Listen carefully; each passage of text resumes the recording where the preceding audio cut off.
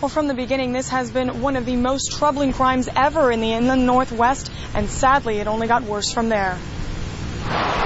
May 16, 2005, Kootenai County Sheriff's deputies discover a gruesome scene.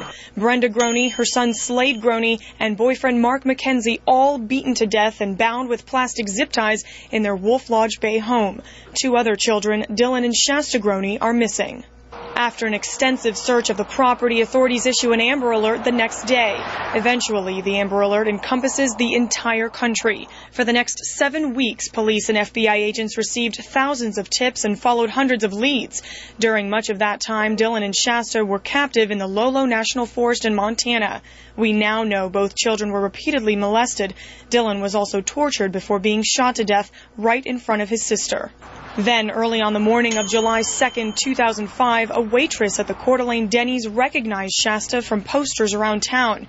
Sitting in the booth across from her, Joseph Duncan, a convicted child rapist and pedophile. As Shasta recovered from her experience in the hospital, Duncan made his first court appearance in Kootenai County on July 6th, charged with kidnapping and murder. After several delays, Duncan's trial was set to begin in Kootenai County on October 16, 2006. But in a last-minute deal with prosecutors, he pleaded guilty to killing Brenda, Slade, and Mark.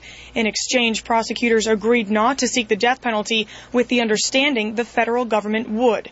Duncan was indicted on federal murder and kidnapping charges in January of 2007. He pleaded guilty to all 10 counts last December. 3 of those charges made him eligible for the death sentence he received today. Duncan has still not been officially sentenced for the murders of Brenda, Mark, and Slade. A judge will now sign an order officially sentencing him to life in prison now that the federal case is over. Reporting live in Coeur d'Alene, Marissa Bagg, KREM 2 News.